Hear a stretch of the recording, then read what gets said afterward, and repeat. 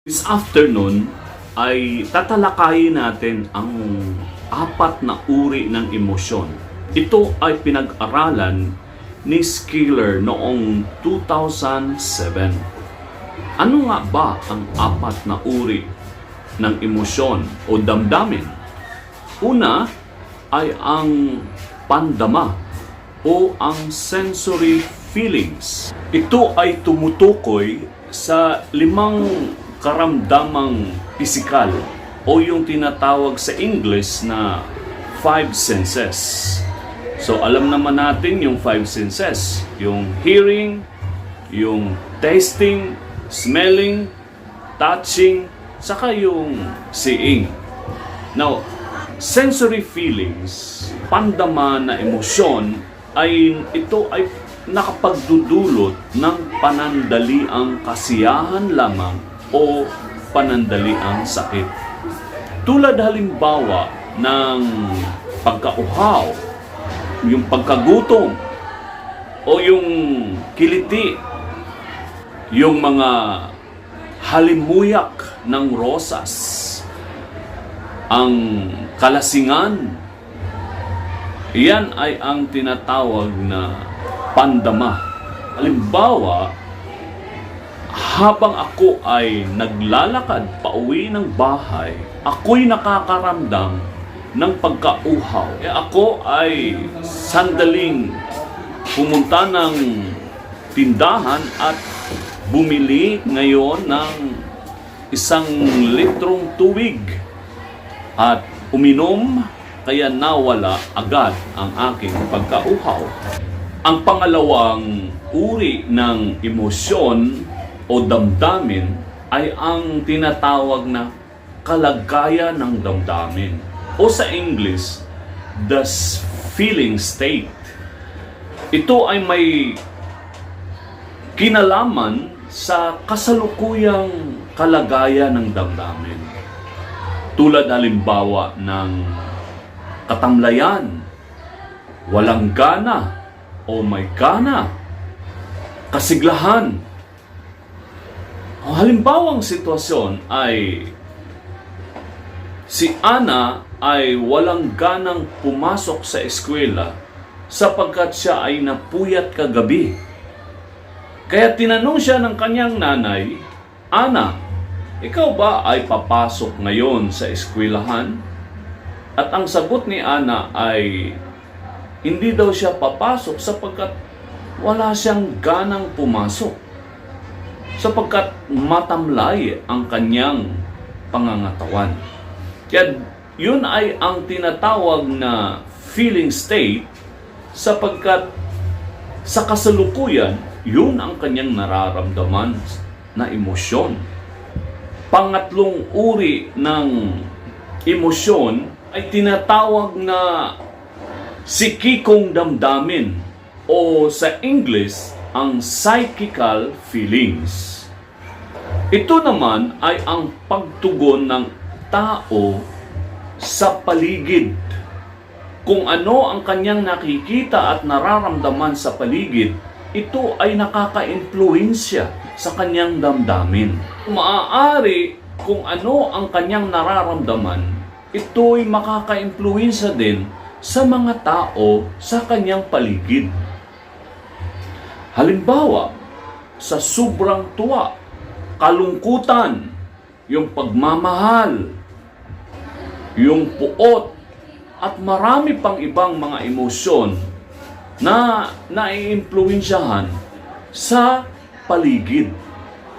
Halimbawa na sitwasyon, si Robert ay malungkot na nakaupo sa kanilang bahay. Dumaan ang kanyang kaibigan na si Richard. Siya ay niyaya ngayon na pumunta sa concert. Kaya nung si Robert at si Richard ay naroon na sa concert, ay nagkaroon ngayon ng sobrang tuwa si Richard sapagkat siya ay nakapanood ng concert at nakita niya ang mga tao ay naglundagan at nagpalakpakan sa awitin. Sa mga singers na naroroon, kaya ang concert na yon ang naka-impluwensya sa damdamin ni Robert at ni Richard na sila ay nagkaroon ng damdamin ng sobrang tuwa. Ang panghuling uri ng damdamin o pang-apat na emosyon ay ang tinatawag na spiritual na damdamin, the spiritual feelings. Ito ay tumutukoy sa pagpapahalaga sa kabanalan. Halimbawa, yung pag-asa, yung damdamin ng pananampalataya. Tulad halimbawa ng sitwasyon na si Pedro ay kumuha ng exam ng pagkadoktor. Kaya si Pedro ay nananampalataya sa Diyos na siya ay makapasa bilang isang doktor. At siya ay umaasa naman dahil siya ay nag-aaral ng mabuti sa kanyang leksyon. Kaya siya ay aasa na siya ay magiging doktor. Yun ang ikaapat na uri ng emosyon o damdamin. Marami pa tayong mga halimbawang mga emosyon o damdamin tulad ng pagiging matatag, courageous, yung pagkatakot, yung fear. Yun ang mga emosyon. Pagmamahal or love o yung pag-iwas. Merong mga damdamin na gusto mong umiwas o aversion sa English. Mayroon ding pagkamuhi, mayroon ding pagkapuot, paghahangad o yung desire. Yun ang mga pangunahing emosyon o damdamin. At marami pang ibang emosyon na ating mararamdaman. Kaya napakabuti po na ating malaman ang ating damdamin o emosyon upang ito'y matuto tayong mag-control. Sapagkat napakaganda pag alam mo ang emosyon ay ito'y iyong ma-master, ma-control mo ang iyong emosyon. At alamin din natin na ang dulot o epekto ng emosyon kapag ito'y naipalabas. Kung sa galit ay pag ito'y iyong maranasan at mararamdaman at alam mo ang epekto nito, ang resulta sa pagkagalit, sa sobrang galit, ay maaari mo itong makontrol sapagkat hindi maganda ang epekto sa sobrang galit. Well, ang galit ay normal yan, natural yan, design kasi yan ng ating Panginoong Diyos. Dapat nating alamin yon. Pero pag sobrang galit at hindi mo ito makontrol, maaari itong makapatay o makasira ng relasyon. Kaya ang napakabuting kahalagahan ngayon ang mapupulot natin sa pag-aaral ng emosyon ay ang pag-control ng ating emosyon, lalo na kapag ito ay nakakasira at nakapagdudulot ng hindi maganda. Kung yung sobrang tuwa nga din, kapag hindi mo makontrol, yung iba ay nagkakasakit din. Lalo na kapag mayroong hypertension. Ngayon, susuriin natin ang ating emosyonal na kagalingan.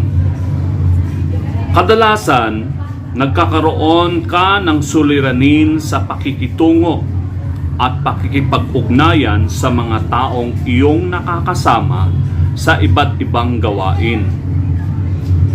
Sa iyong mga kamag-aral, kaibigan, at pamilya. Maaaring ito ay dahil sa paraan ng iyong pagpapahayag ng iyong emosyon. Natanong mo na ba sa iyong sarili kung bakit?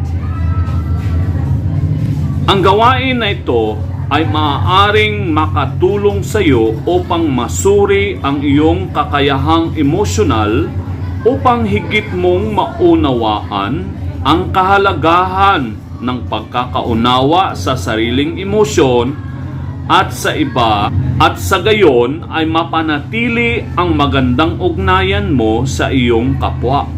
Handa ka na ba? So isulat sa comment box ang sagot na kalimitan, paminsan-minsan, sometimes, o bihira, seldom, sa mga sitwasyon ng mga damdamin at kilos na aking sasabihin. Ang inyong sagot hindi matatawag na mali sapagkat ito ay inyong sariling damdamin or emosyon. Subalit dito natin malalaman kung may maganda ka bang ugnayan sa iyong kapwa. Number 1, nakatuon ang aking buong atensyon sa taong kausap.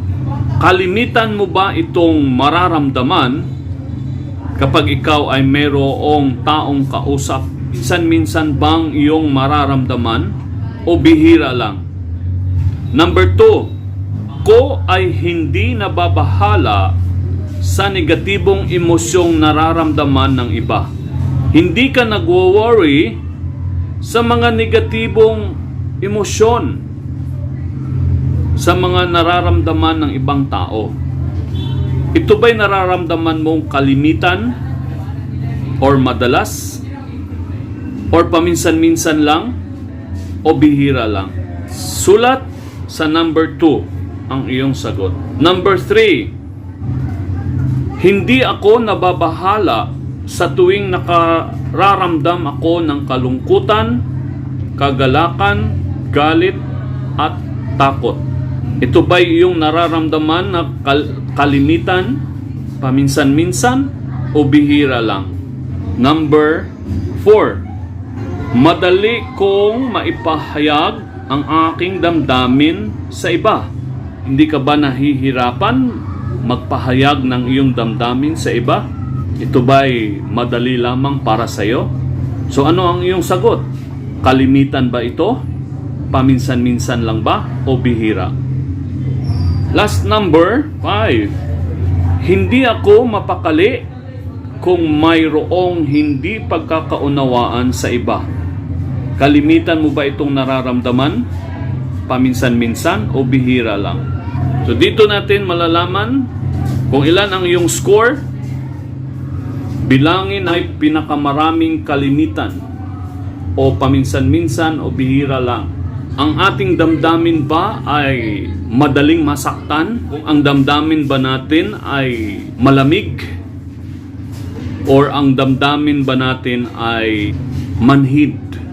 Damdamin ding matatag, matapang,